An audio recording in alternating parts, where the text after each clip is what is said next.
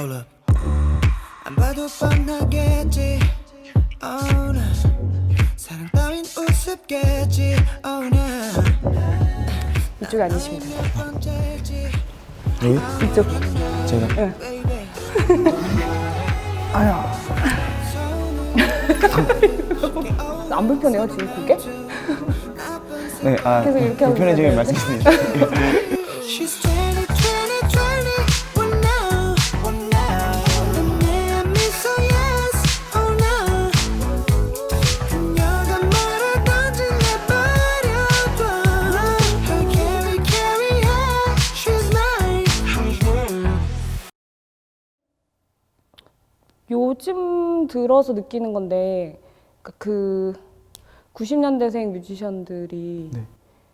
그냥 예전에는 아 애기네 막 이랬던 분위기였다면 네. 지금은 이제 그들이 좀 뭔가 크게 두각을 나타낸다 그래야 되나? 네. 좀 장편의 시대였다면 이제 완전 단편의 시대로 넘어가고 막 짧고 막 되게 자극적이고 점점 더 모든 건 짧아지고 텍스트는 없어지고 비주얼이 더 훨씬 1차적인 감각이 되고 약간 그런 시대에서 좀 저는 흥미로웠던 것 같아요. 딘 앨범이. 그러니까 뭔가 단편을 사람들이 이제 보고 이러면은 또 창작자들도 자연스럽게 단편을 더 만들게 되잖아요. 그러니까 더 짧게 호흡으로 가고 뭐 컨텐츠 같은 경우도 이렇게 인터뷰를 찍진 않겠죠. 아, 예, 그쵸. 더 짧게 예. 찍고 더 많이 보여주는 거를 원하니까.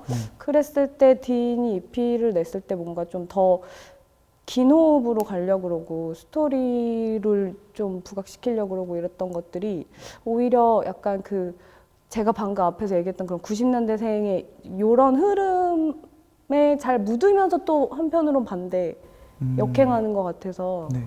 좀 재밌었어요. 아, 감사합니다. 그러니까 이 앨범이 앞으로 알게 모르게 좀 씬에 영향을 주게 될 거라는 생각이 드네요. 개인적으로. 좋겠네요. 조심스럽게. 네. 저는 이제 음악을 좋아하는 사람으로서 좋은 흐름인 것 같아서 만약에 그렇게 된다면 좋은 흐름인 것 같아요.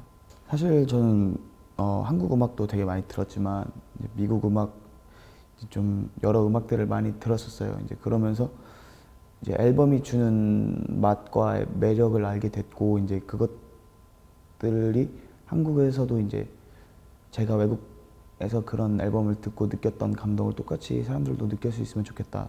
또 그리고 앨범이 주는 맛이 많이 없어진 것 같은 느낌이 에디터님 말씀처럼 있었어서 그런 것들을 한번 만들어 보자 했었어요. 영향을 받고 만든 거죠. 또 한 가지는 요즘에 확실히 음악 듣는 취향이 뭔가 되게 자신을 드러내는 뭔가 굉장히 중요한 수단이 되는 것 같아요. 그러니까 예를 들면 뭐 난 딘 앨범 좋아해, 딘 앨범 들어 요즘 이러면 딘이 가지고 있는 뭔가 비주얼적인 거라든가 뭐 스타일적이라든가 뭐 외모적이라든가 뭐 이런 것들을 다 아울러서 약간 그런 취향을 가진 사람처럼 보여지는 약간 그런 거에서 되게 어드밴티지가 많은 것 같아요 지금. 좋네요. 왜냐면 이제 음악이 단순히 이제 귀로 들어지는 그것보다도 이제 라이프 스타일처럼 뭔가 바뀌어지는 느낌이거든요. 뭔가 음악을 들을 때 이제 어떤 음식을 같이 먹기도 하고 뭔가 책을 읽기도 하고 뭔가 되게 다양한 것들을 수반하잖아요. 그다음에 음악을 만들어지는 컨텐츠들도 이제 단순히 음악이 아니고 뭔가 되게 여러 가지들을 비디오적인 거나 여러 가지들을 섞고 있기 때문에 자연스럽게 그렇게 라이프 스타일화 되는 건 너무 좋은 것 같아요. 그리고 또 아티스트들이 그만큼 다양한 부분에 있어서 신경 쓰고 되게 좋은 순간인 것 같아요. 그러니까 국적이 한국이 아니라던가 재미급부라던가 뭐 이런 질문을 되게 많이 받았다고 들었어요. 좀 그런 부분에 있어서는 아무래도 해외에서 먼저 싱글을 냈고 데뷔를 했고 그리고 이제 역으로 한국으로 데뷔를 한 케이스라서 네. 그러니까 이게 어떻게 보면 좀 기획된 건가?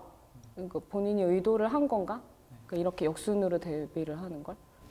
이제 미국 건과 한국 건에서 둘 다 앨범을 발표하고 싶은 생각이 있었어요. 그러니까 이제 미국 쪽에서도 지속적으로 이제 싱글이나 앨범을 발매할 예정이고 한국 쪽에서도 지속적으로 앨범을 발매할 예정이고 활동할 예정이고 근데 그게 아마 시작이 미국이라서 좀 그렇게 봐주시는 분들이 많은 것 같아요. 사실 람나소리 같은 경우나 푸마의 소녀 같은 경우는 아예 한국 시장에서 그렇게 잘 될 반응을 아예 생각을 못했었어요. 사실 처음에는 약간 그냥 미국 쪽에서 먼저 내고 싶었고, 그냥 저만의 이제 컬러를 가진 음악을 좀 사운드 클라우드나 이런 좋은 플랫폼을 통해서 오랜 기간을 통해서 이렇게 좀 싱글들을 내고 팬을 확보해서 뭔가 이렇게 하자 이런 생각이 있었는데, 이제 그게 생각 외로 한국 시장에서 되게 좋았어서. 본인의 되게 바이오그래피가 엄청 많이 쌓여 있는 건 알고 있어요. 이게 사실 저는 이제 제 음악을 듣고 그냥 예전에 내가 이런 걸 만들었었지 하는 용도로만 기억을 해요. 이제 그것이 나왔어, 이제 이게 나의 첫 번째 시작이야 하면서 의미를 둘 수도 있겠지만, 이제 사실 저는 욕심이 되게 많은 사람이라서 뭔가 욕심이 많은 게 아니고 좀 감동이 없는 걸, 그런 거에 감동이 없는 건 것 같아요. 그러니까 어떤 첫 순간을 기억하고 그런 거에 대한 감동이 잘 없어요. 그래서 저는 그냥 이거를 하는 게 너무 감동이에요. 매 순간순간에. 이거를 작업하고 이제 앨범을 새로 만들고 앨범을 발표하고 이거 자체가 너무 재미있지. 이제 그런 시기는 사실 상관이 없어요. 어렸을 때 네. 랩하면서 먼저 시작했다 그랬잖아요. 네네네. 음악을. 그때 뭐 흑인 음악 커뮤니티나 뭐 이런 것부터 시작을 했다고 들었는데 네. 그때 어떤 음악 했어요? 그때는 이제 사실 그때는 이제 아마추어이기 때문에 어떤 음악을 해야겠다가 아니고 제가 좋아하는 음악들을 카피해보고 따라해보고 비슷한 걸 만들어보고 이제 그런 수준에 그쳤었죠. 그냥 제가 좋아하는 거, 유행하는 거, 그냥 곡을 그 당시에 계속 만들었었어요. 그냥 이게 어떻게 되든 간에 그냥 곡을 만드는 것 자체가 저한테는 약간 놀이 같은 거였어서 그냥 곡을 만들고 엄마 몰래 만들고 그냥 그런 식으로 하다가 집에서? 네, 이제 그거를 이제 저는 아는 같이 음악하는 형한테 보내게 됐고, 이제 그 형이 또 아는 형한테 보내게 됐고, 그 형이 아는 형한테 보냈는데 이게 이제 저희 대표님이었던 거예요. 네, 신혁 프로듀서 형님. 그래가지고 이제 우연치 않게 연락이 오게 됐고, 전 너무 놀랐죠. 왜냐면 그게 아까 말한 그렇게 좀 따라하는 수준의 음악이었던 거예요? 네.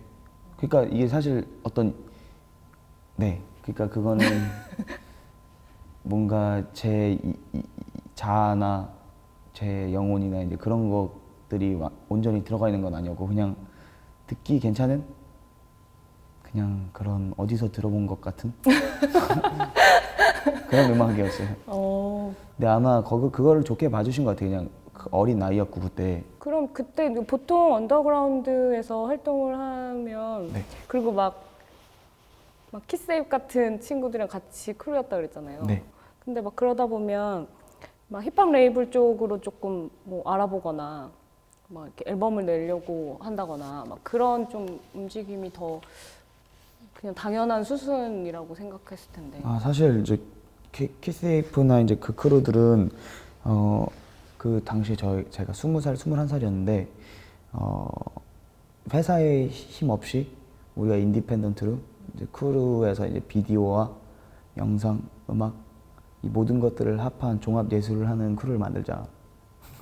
20살 때 되게 큰 포부를 안고 막 아스팔트 바닥에서 굴러가면서 막 영상 찍고 음악 만들고 막 로케이션하고 막 그랬었거든요. 사진 찍고 막 아카이빙하고. 근데 그때 이제 굉장히 어린 나이이기도 했고 시행착오가 엄청 많더라고요. 근데 그 시행착오를 벗어나기에는 이제 그 현실적인 문제들이 있잖아요. 돈 같은 것들. 그러다 보니까 아예 없어지긴 했는데, 되게 그 아카이빙하고 뭔가를 준비하고 이제 그런 시간들이 되게 좋은 시간이었던 것 같아요. 뭔가 이제 실제로 이런 예술을 하시는 분들의 마음을 저희는 깊게는 아니지만은 어느 정도 알고 있고, 이제 그런 여러 가지 면들에서 느낀 것도 많았고. 네. 어쨌든 처음 이제 친구들이랑 크루로 음악 시작을 할 때는 좀 뭔가 플레이어로서의 무대를 생각하거나 네, 뭐 맞아요. 앨범을 생각하거나 뭔가 그런 거를 처음부터 생각하고는 있었던 거네요. 근데 작곡가와 아티스트를 병행해야지라는 생각이 항상 있었거든요. 그래서 뭔가 멋진 그림이 나온다면 퍼렐 같은 이미지가 될 수 있지 않을까라는 생각을 했어요. 워낙 퍼렐 이런 음악을 좋아했고, 네, 그래서 작곡은 작곡 회사에서 하고 아티스트는 이제 인디펜던트로 해야겠다. 두 마리 토끼를 다 잡겠다. 더 포부가 엄청 컸었어요. 그 당시에는 엄청 컸었어요. 막 패기도 엄청 많았고. 그러니까 회사 줌바스에 들어갈 때 뭔가 양자택일의 문제는 아니었네요. 내가 네. 작곡가를 하면 아무래도 좀 플레이어로서의 길은 조금 힘들 거야. 뭐 이런 느낌은 아니었네요. 그런 생각은 아니었고 작곡가를 하면서 돈을 벌고 이제 그 돈을 내가 하고 싶은 이런 예술 활동에 다 올인을 하자 이런 생각이었거든요. 왜냐면 돈이 필요했기 때문에. 근데 그거를 우리는 되게 그때는 예술병이 심했어요. 그래서 아니 우리는 예술을 이제 그런 거를 하는 사람들인데 편의점에서 돈을 벌 수 없어. 나는 그래도 음악으로 돈을 벌 거야. 하는 마음에 이제 작곡으로 돈을 버는 게 좋지 않을까 생각이 들었고. 누구나 그렇게 하면 좋지. 네. 근데 작곡으로 돈 버는 것도 쉽지가 않은 그렇죠. 일이죠. 이제 현실적인 것들이 많이 부닥쳤죠. 돈이 역시 벌기 힘든 거구나. 에 대해서 많이 알게 됐죠. 되게 1년간의 슬럼프가 트레이닝 있었어요. 기간이 있어야 되나? 사실 작곡은 트레이닝이 없어요. 실전에 하게 됐는데 곡이 하나도 안 팔리는 거예요. 1년 본인의 동안. 곡이? 네. 1년간 약간 슬럼프가 왔었고 이제 뭘 해야 될지 모르겠고 너무 겁났어서 그 당시에 뭔가 되게 다양한 음악들을 듣기 시작했고 근데 되게 힘든 시간을 보냈어요. 그래서 뭔가 생각도 되게 많이 했었고 그러니까 이걸 그만둘까에 대한 생각이 아니고 어떻게 하면 더 잘할 수 있을까 아니면 어떻게 뭐가 맞는 거지 그냥 되게 쓸데없는 상상도 되게 많이 했고 어떻게 하면 팔릴 수 있을까? 팔릴 수 있을까에 대한 고민도 했었어요. 근데 팔릴 수 있을까에 대한 고민으로 가는 순간 더 빠져들더라고요.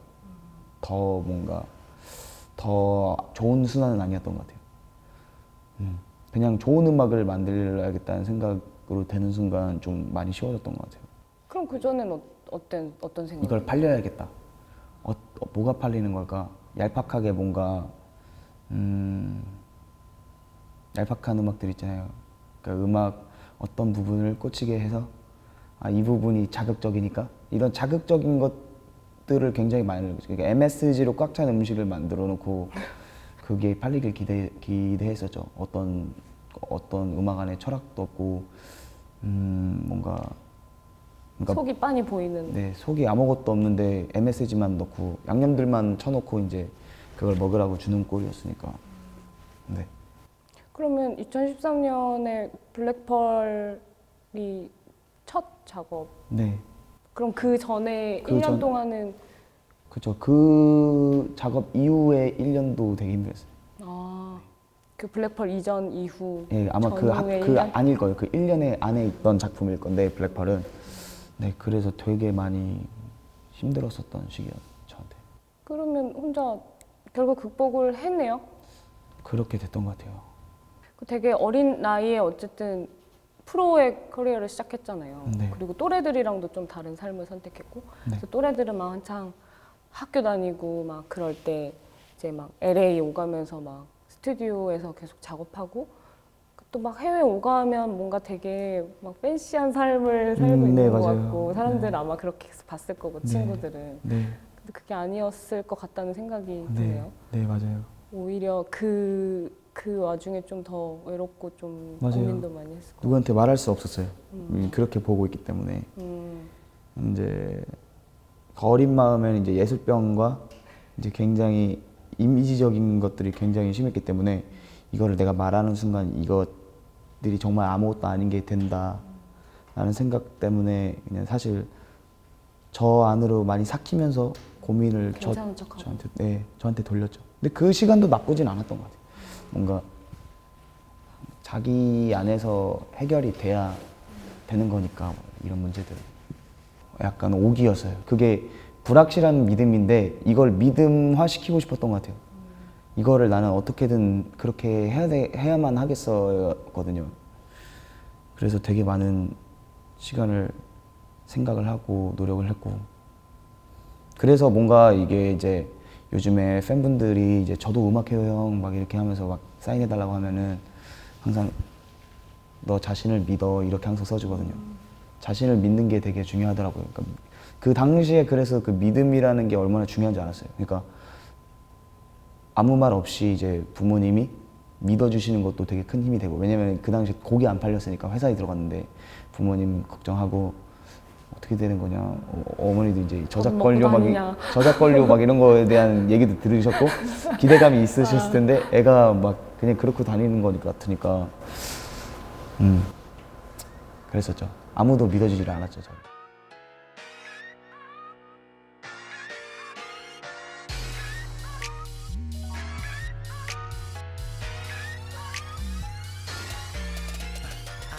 좀 본인에 대해서 그러니까 음색의 무대가 뭐 보컬을 좀 연구를 해봐야 되겠다던가 뭐 그런 식으로 좀 보컬 쪽으로 아예 목소리 쪽으로 좀 딥하게 들어가 본 적 있어요? 네, 있었죠. 내 예전에 톤을 있었죠. 어떻게 잡아야 된다던가 예전에 굉장히 많은 생각을 했었죠. 그거에 대해서. 그게 다 뭔가 고민의 과정을 거치고 지금 나온 그래서 톤이 엄청난 고민을 했었죠. 사실 톤 같은 경우나 이제 보컬이 뭐가 좋은 보컬인가 그런 거에 대해서는 고민을 굉장히 많이 했어요. 그래서 지금 찾은 톤인 지금의 톤인데 네. 그러면 의도했다 그러나 어떤 결론을 얻어서 지금의 톤이 나왔을까요? 많은 생각을 하면 안 되는구나. 아 많은 생각을 다 해보고 네. 결국에 많은 생각을 해보고 많은 생각을 하는 게 결코 좋은 게 아니구나라는 결론에 도달해서 만든 목소리예요. 가장 자연스럽게 나오는 그러니까 이거를 뭔가 이 목소리를 사람들이 좋아해 해서 만든 목소리라기보다 감정이 제일 잘 실린 목소리를 찾고 있어요 요즘에는. 감정이 제일 잘 실리는 목소리. 네. 그러니까 예를 들어서 그냥 그냥 뭐 예를 들어서 별일 없단 듯이 이렇게 부를 수도 있잖아요. 근데 누구는 별일 없단 듯이 이렇게 부를 수도 있고 누구는 별일 뭐 이렇게 부를 수 다 해석하기 나름이잖아요. 그런 그 가사 한 마디를 부르더라도 저는 이제 그 곡을 해석하는 느낌의 보컬로 많이 바뀌었어요. 저는 표현력이 좋은 가수가 진짜 좋은 가수라고 생각해요. 또 결론을 다 많이 내리셨네요, 되게. 네.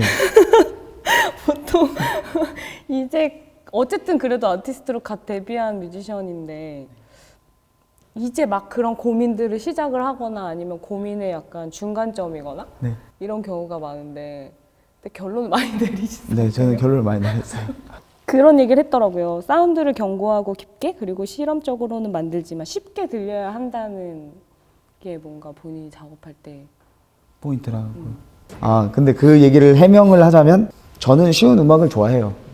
듣기 좋고 쉬운 음악을 좋아하고 너무 어려운 음악만 좋아하지도 않고 쉬운 음악을 듣다 보니까 이게 뿌리가 이런 어려운 음악이었구나 하면서 어려운 음악의 매력도 알게 되고 그런 케이스이기 때문에 사실 어렵고 대중적이지 않고 소수만 들을 수 있는 음악을 좋은 음악이라고 생각하지 않아요.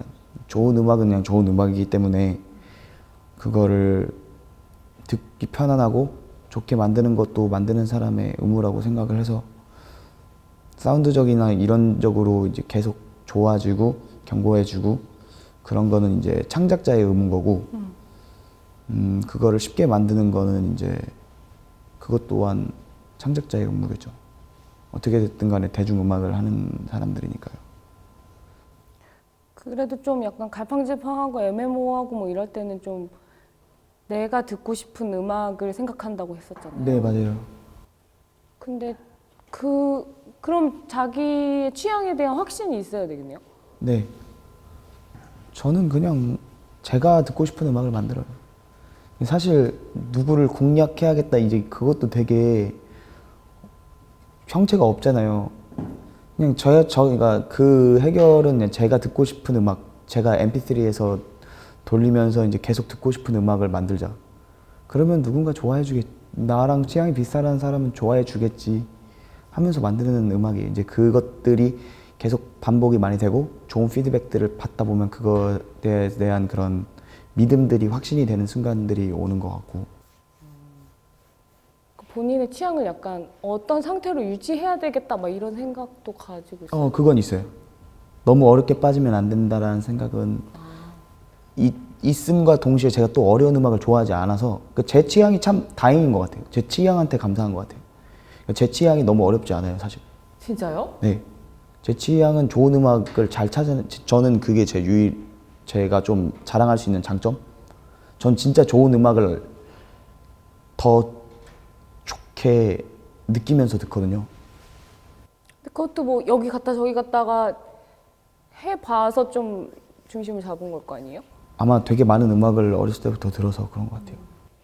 그래서 진짜 완전 디깅을 하다가 거기에 꽂혀서 완전 이게 최고야 막 이렇게 음악을 만들 거야 뭐 이런 생각을 했었을 때도 그쵸. 있었을 거고. 그럼요.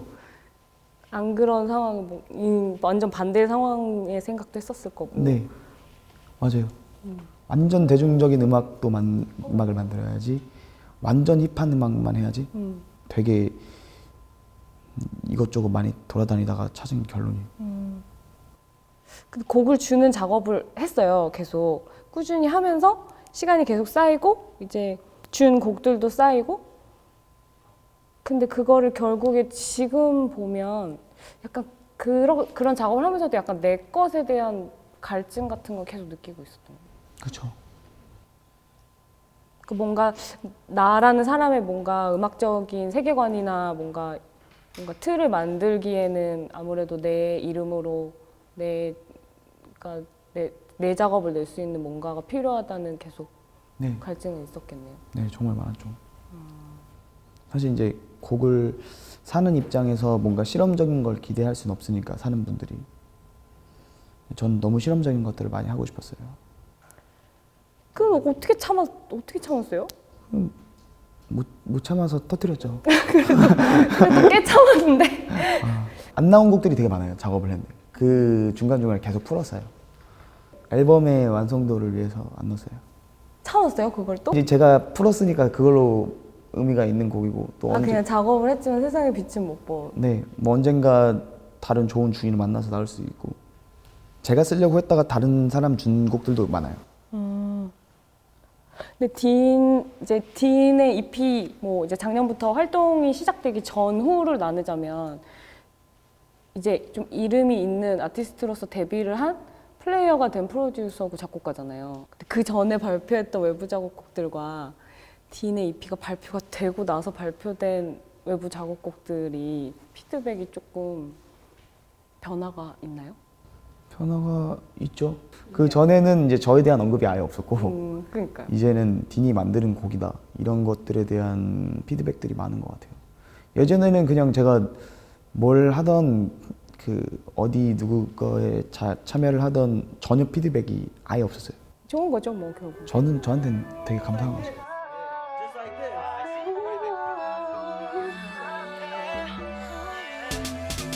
When you got me excited, loving takes me the highest. Baby, I know it's out of control. I know what it is and I like it.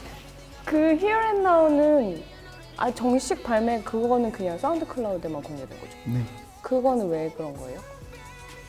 요즘 그러니까 이제 사운드 클라우드가 되게 활성화가 많이 되면서 이제 해외에 있는 뮤지션들이 그 사운드 클라우드라는 플랫폼을 통해서 자기 홍보를 굉장히 많이 했어요. 뭐 인디 뮤지션들도 그렇고. 이제 저도 이제 많은 제가 좋아하는 아티스트들이 사운드 클라우드를 통해서 공개곡도 내고 그런 식으로 프로모션을 하길래 저도 그냥 공개곡으로 내봤어요. 7월은 암나소리 프로가 아니에요. 암나소리예요. 네. 근데 이게 미국 시장을 겨냥해서 낸 트랙이라고 그랬어요. 한국보다는. 네. 그래서 그런지 뭔가 그냥 그 한국으로 그냥 뭐 약간 감정선으로 얘기를 해보자면 좀 나 이런 애야. 그러니까 아무도 몰라요. 아무도 딘이란 사람을 모르는데 그냥 나 이 정도야 그냥 가볍게 나 그냥 이런 애인데 약간 되게 쿨하게 얘기하는데 그 인상이 되게 강했던 것 같아요. 한국에서도 그렇고. 되게 멋있게 해석해 주시네요. 저는 아무래도 뭐 텍스트 쪽의 사람이라서 그런지 그냥 이렇게 말로 표현을 하자면 그러니까 뭐 음악적으로 전문적으로 제가 막 하기보다는 그냥 제가 느껴지는 것들의 감정들이 있거든요. 네. 그래서 예전에 빈지노가 냈던 EP 앨범도 좋았던 게 그냥 되게 힘 빼고 그냥 툭툭 하는 말들이 오히려 더 셀 때가 있잖아요. 이 얘기를 왜 하냐면 그래서 본인이 그거를 뭔가 어쨌든 좀 오피셜한 행보, 그러니까 사운드 클라우드의 그냥 공개곡이 아닌 어쨌든 이제 디지털 싱글로 발매가 되는 곡을 딱 첫 트랙으로 골랐을 때 뭔가 의도한 게 있지 않았을까? 사운드를 만드는 면에서나 에릭 벨린저를 와 같이 작업한 점에서나 근데 사실 뭐 저가 바라보는 사실 미국 시장은 어땠냐면 공개곡만 계속 내자였어요. 아예 뭐 디지털 싱글 이렇게 발매도 안 하고 네, 그냥 공개곡만 계속 내고 흥미로운 아티스트들과 계속 작업하자였거든요. 근데 그 중에 하나만 된 거죠. 에릭 벨린저라는 흥미로운 아티스트랑은 된 거고, 그게 싱글화는 된 건데 어떻게 보면은 그러니까 사실 그 사운드는 뭔가 그러니까 사실 미국의 많은 아티스트들은 걔네는 대중이라고 할 게 더 크니까 더 없을 거 아니에요. 더 불분명할 거 아니에요. 문득 생각을 해봤을 때 나한테 응답해줄지 모르는 행성으로 신호를 쏘는 느낌이더라고요. 이게 피드백이 올지 안 올지 모르는데 계속 나사는 뭔가를 보내잖아요. 달로 계속 뭔가를 보내잖아요. 언제 받을지도 모르는데 그런 행위들을 실제로 계속하는 아티스트들이 너무 많고 저도 그거에 대한 첫 번째 신호를 쐈던 것 같아요. 그냥 뭔가 어렵게 생각하지 않았어요. 왜냐면 너무나 뭐 솔직히 너무나 광범위한 뭐 우주에다가 진짜 그거를 쏘는 것처럼 너무나 많은 잘하는 아티스트들이 있고 너무나 넓은 많은 음악이 있고 그렇기 때문에 사실 뭔가를 노린다기보다 내가 하고 싶은 거를 해야지.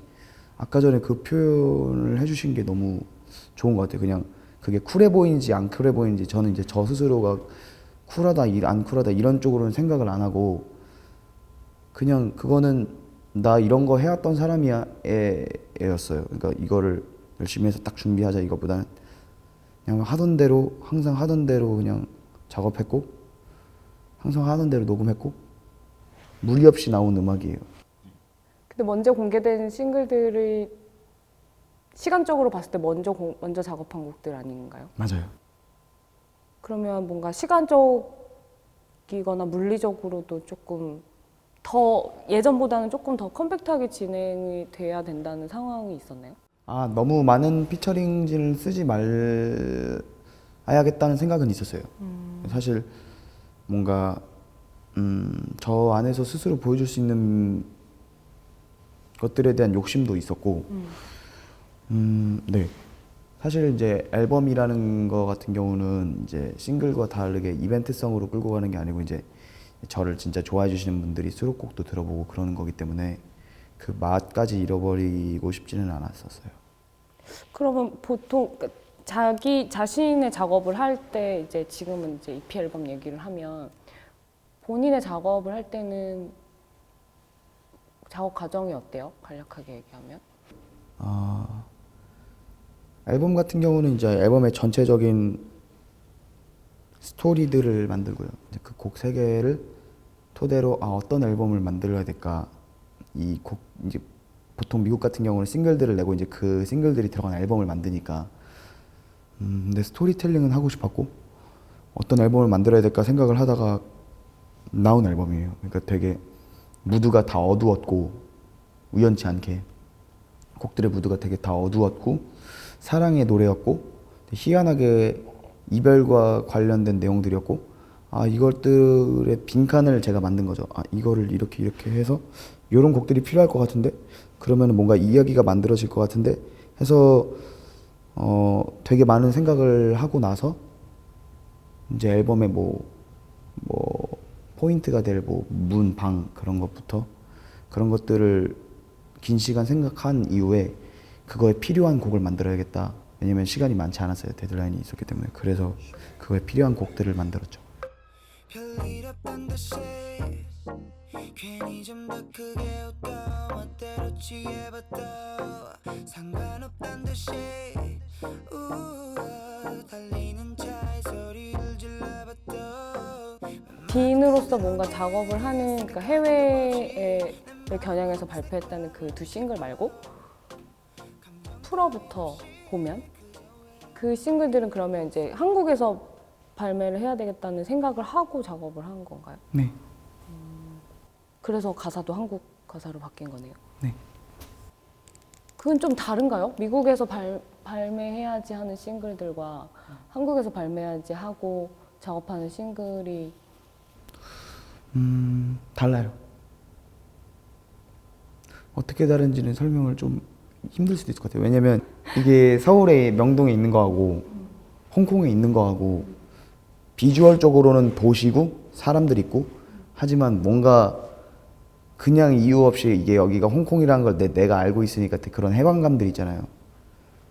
그런 것들이 되게 달라요. 이게 뭔가 일단은 한국이라는 그런 시스템에서 벗어나다 보니까 좀 더 실험적인 거, 좀 더 재밌는 거 해볼 수 있을 것 같은데 뭔가 좀 더 자유로워지는 느낌은 있어요. 미국 걸 작업할 때는 뭔가 좀 더 어려운 거, 좀 더 안 해본 거 이런 쪽으로 시선을 돌리게 되고 한국은 아무래도 너무 어려운 걸 하면 안 돼라는 생각은 은연중에 있는 것 같아요. 제가 좋아하는 걸 해야지라는 생각, 이렇게 포커싱을 맞추더라도 가사를 쓸 때도 좀 신경 쓰이는 부분이 있겠네요. 뭔가 수위를 조절해야 한다거나 그쵸. 표현을 뭐 조금 더 재치 있게 이렇게 돌아가야 한다거나 조금 더 직설적으로 갈 수도 있는 거를 근데 각자만의 매력이 있는 것 같아요. 또 왜냐면은 미국에서는 그런 풀어처럼 혹은 알러비처럼 그런 돌려서 말하는 섹시한 노래가 없거든요. 그러니까 미국은 난 너를 데리고 나갈 거야, 난 너랑 잘 거야 이런 정말 직설적이고 1차원적인 사랑 노래들이라면 제가 한국에서 그런 심미에 맞춰서 예전에 랩 가사를 그러니까 래퍼라는 얘기를 내가 듣고 들어서 그런지 약간 랩 가사 쓰는 사람들이 쓸 만한 노랫말을 그런가요? 랩 가사 맞아요, 작업을 맞아요. 좀 많이 쓰는 것 예, 같아요. 그거를 맞아요. 오히려 노랫말을 붙이니까 그게 조금 신선하게 들리고 네, 그럴 수 있을 것 같아요. 좀 다르게 받아들이는 사람들은 너무 뭐 멜로디에 음절이 너무 많이 들어간 거 아니냐 뭐 이런 얘기를 할 수도 있는데 그게 또 나중에 좀 딘만의 뭔가 시그니처한 스타일이 될 수도 있다는 생각이 들어서 근데 하여튼 노랫말이 좀 이거 약간 랩 가사 노랫말 같다 네, 이런 생각을 맞아요. 했었던 것 같아요. 저도 그렇게 생각하고 들으니까 있는 거죠. 왜냐면 근데 저는 베이스가 힙합이라서 솔직히 말해서 힙합 음악도 평소에 되게 많이 듣고 네 그렇기 때문에 사실 저 의식하지 못했는데 그 얘기를 하고 지금 제 가사들을 생각해봤는데 되게 그런 것 같네요. 무대 위에서의 뭔가 관객들과의 커뮤니케이션이라던가 뭔가 내가 무대 위에서 퍼포먼스적으로 보여주는 거에 대해서 좀 생각을 많이 했겠네요. 네. 결론 났죠? 네. 결론 어떻게 났죠? 몰입하는 게 제일 중요하더라고요. 신경을 안 쓰는 거죠. 저한테만 신경을 쓰는 거죠. 본인한테 신경을 쓴다는 거는 그러니까 아무도 없는 것처럼 내가 부르는 가사말에 집중하고. 근데 그게 매번 되진 않지 않아요? 그죠, 어렵죠. 되게 매번 뭔가 환경도 엄청 들쑥날쑥하고 예상할 수 없는 변수들도 많고 그 만약에 자기가 되게 진짜 말도 안 되는 상황에서 공연을 해야 된다 그래도 이제 막 좀 흔들리지 않고 약간 의연하게 할 수 있는 뭔가 대처법이라던가 막 그런 것들이 점점 생기고 있나요? 네. 사실 저도 이제 공연 경험 공연 많은 엄청 편이 많이 아니라 하시더라고요. 요즘에 많이 하면서 배우고 있는데 무리하지 않는 게 그러니까 오버하지 않는 거. 예, 오버하지 않는 그러니까 과하게 하려고 하면 항상 탈이 나더라고요. 그러니까 뭔가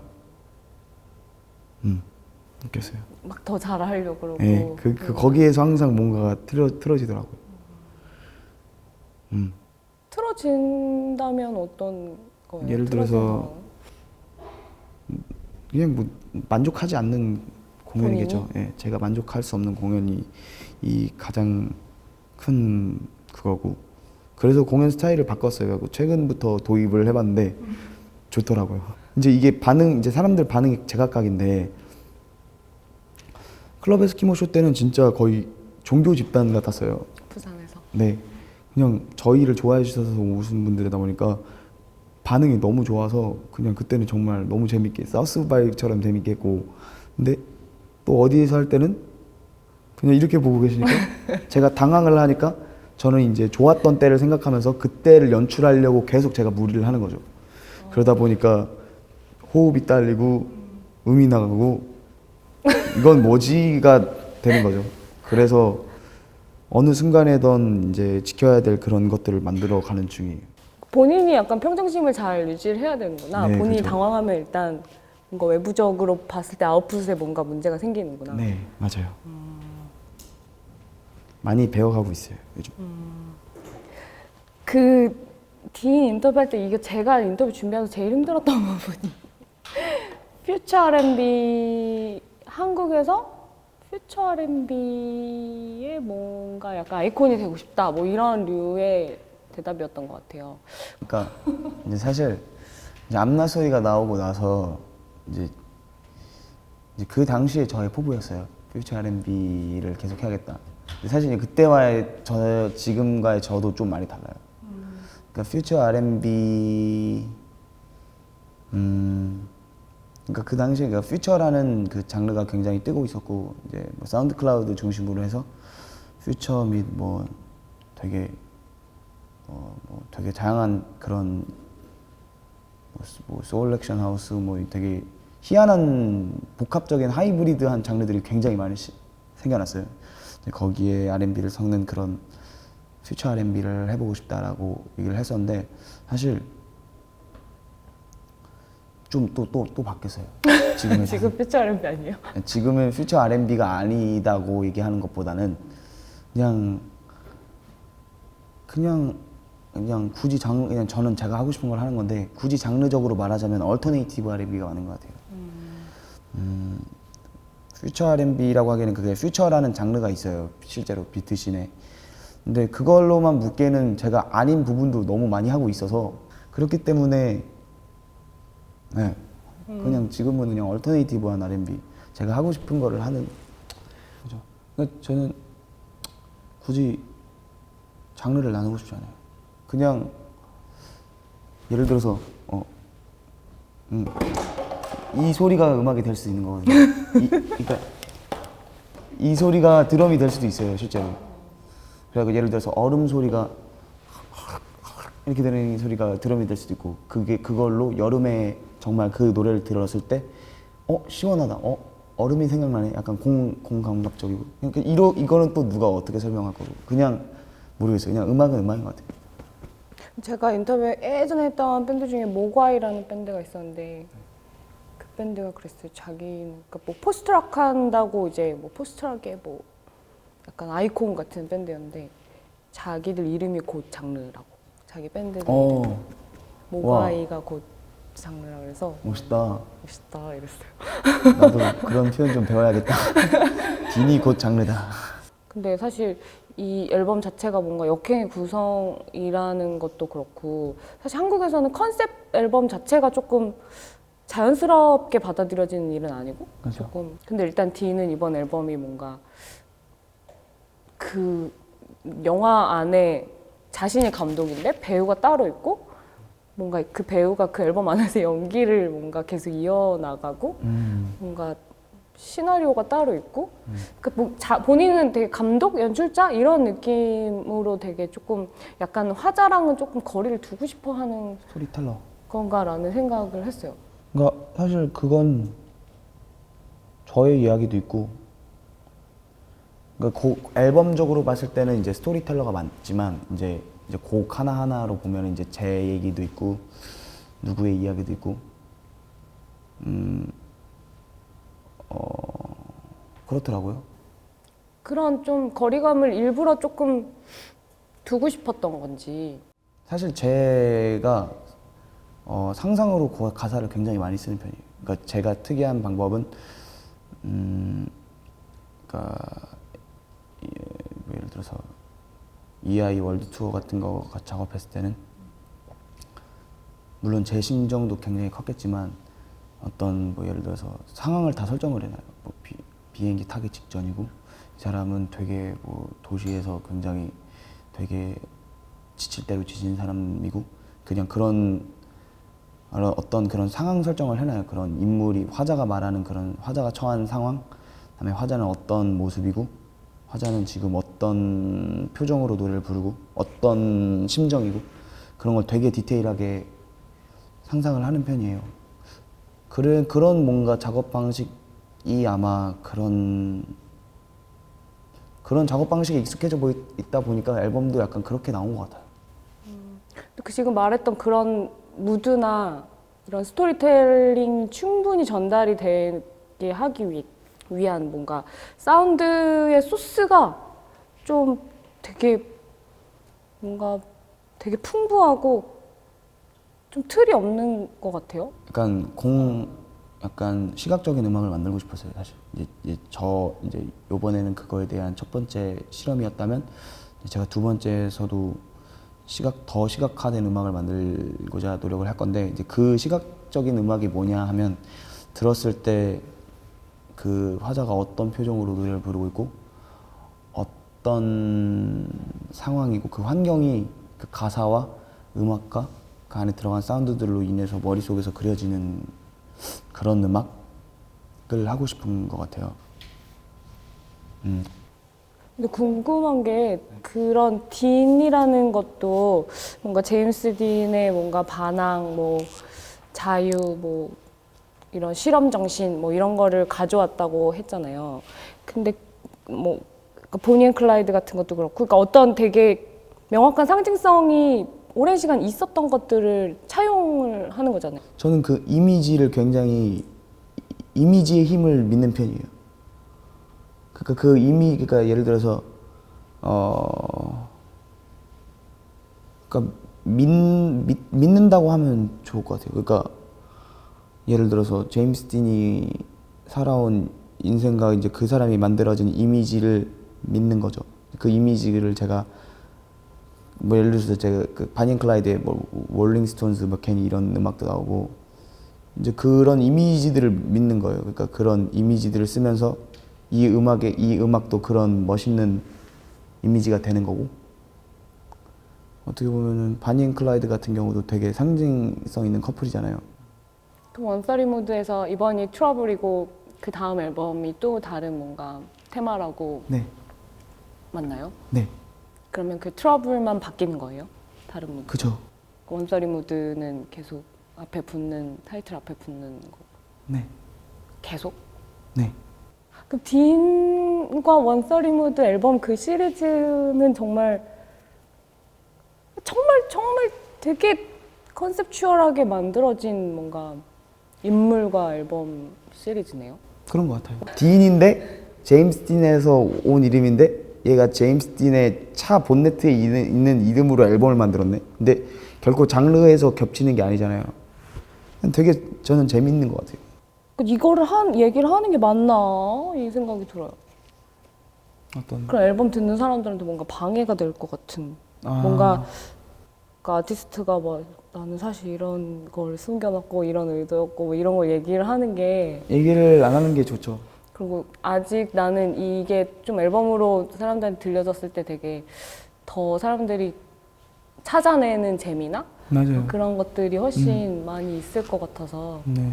다음에 앨범 활동 다 끝나면 한 번 더 합시다. 어차피 130무드 시리즈는 이어지니까요. 근데 21 트랙이 그러니까 뭐 한 무드로 분명히 그 스토리텔링에서는 묶일 수 있는 부분이 있는데 사운드적으로는 조금 더 대부분의 약간 그런 약간 로우한 무드가 있긴 한데 살짝 그에 비해서는 조금 하이한 무드가 있어요. 네. 뭔가 그 앨범의 그 21 그 트랙이랑 뭔가를 좀 연결해서 뭔가 쓸 수 있는 뭔가가 나오지 않을까? 뭐 이런 약간 혼자 괜히 상상을 했는데. 그럴 수 있을 것 같아요. 저 다음 앨범에 대한 구상이 끝났거든요. 다음 주제는 정해졌어요? 네. 그거는 말씀드릴 수 없어요. 이거라도 말해주고 가야죠 지금. 세상에. 말씀드릴까요? 네. 네, 캐스퍼니까. 말해봐요. 다음 앨범의 컨셉은 정글이에요. 정글. 하나도 놀랍지가 않네. 그냥 되게 편집해 주세요. 실망했어. 정글. 네, 근데 정글이요. 이것도 바뀔 수도 있지 않을까요? 아니에요. 되게 좋은 정말 엄청난 장치들을 또 제가 막 숨겨놔서 정글. 원사리 무드 정글. 네. 앰비언스를 엄청 또 연구를 하셔야 되겠어요. 사운드랑. 네네 그 올라가면. 한번 자유롭게 상상해봐. 네. 뭐 이때 뭐 공개되고 뭐 그렇게 되는 거죠. 뭐. 어딘가에서는 스포를 했어야 돼야지 이제 또 관심이 올라가는 거잖아요. 근데 언제 나와요? 정규인데. 근데 캐스퍼니까 멋있잖아요. 아직 이번 EP 앨범 끝나지도 않았는데 뭘 다음 정규를. 카니에 웨스트도 그러던데. 하긴 뭐 하루에 한 곡씩 쓰면 그죠? 네.